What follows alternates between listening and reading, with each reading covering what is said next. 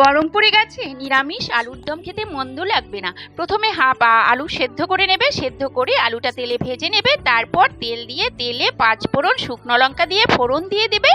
ফোড়ন দেওয়ার পর টমেটো কুচিয়ে দিয়ে দেবে। তারপর টমেটোটা একদম ভাজতে ভাজতে পেস্ট করে নেবে। পেস্ট করার পর এই দেখো ভালো করে পেস্ট করে নিয়ে তারপর ধনের গুঁড়ো, জিরের গুঁড়ো, হলুদ গুঁড়ো দিয়ে ভালো করে কষিয়ে নেবে।